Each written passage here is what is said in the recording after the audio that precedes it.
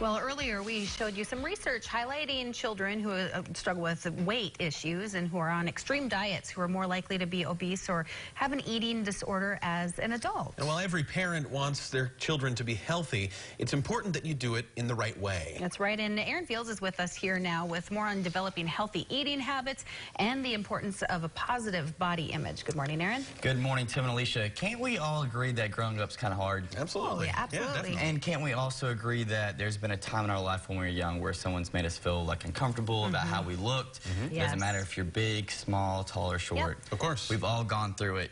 And it's something like that that actually sticks with you for the rest of your life. And it's something that definitely has for Rachel Iverson.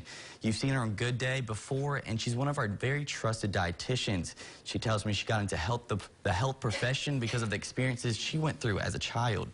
I was picked on a lot when I was younger for being overweight, and at the age I was at a very healthy weight. But for Iverson, it was the constant bullying that led her to believe she was overweight.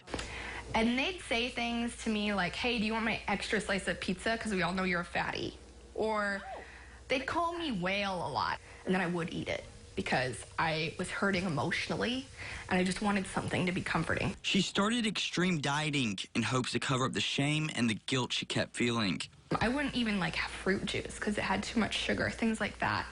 And I went really intense, and I went from about 140 pounds down to 114 in a period of months. Even with a very limited diet and working out before and after school, she still didn't feel any better. That kind of weight loss doesn't make you happier. And when I went to 114 pounds, I still thought I was fat. It wasn't until she started doing research that she found out being skinny doesn't mean you're healthy. Now a registered dietitian, Iverson says it's important to get kids to start developing healthy eating habits early.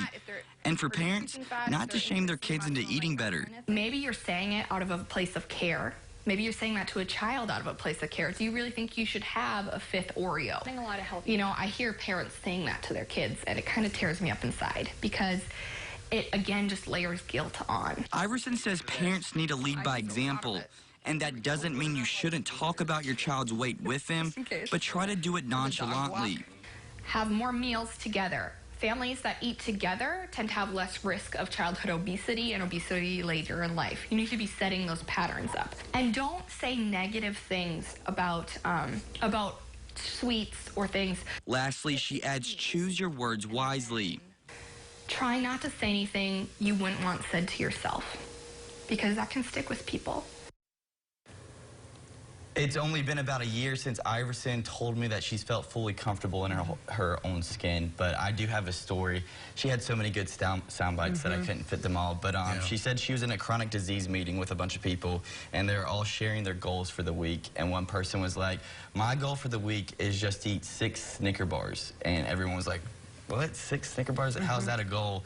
And then little did they know they were eating like 10 Snicker bars every week. And it's just like, yeah, and it's just like you don't know their story, you don't know their body, you don't know their genes, you can't like know all that. So don't judge a book by its cover and just let everyone live their life. Well, even with children, I make a point to never talk about how I feel fat, or with Ayla especially, I say, we need to get heart healthy. Yeah. And we need to, let's have an apple instead of a Snicker, because that helps our brain more. The words that you use. Just for today, we'll have a Snicker tomorrow. The words that you use matter. Yeah, they do. In a big way. And someone smarter than me once said that life is long and it's a race, but you're not racing anybody but yourself. So you shouldn't compare yourself to what's happening around you. For sure. If you can improve your own life on your own terms, that's what you need to do. Exactly. And I think the parents thing too is just, I feel like parents have little jabs at their children by accident and they don't understand. Positive self-image is so important. Thanks, Erin. All right, thank you.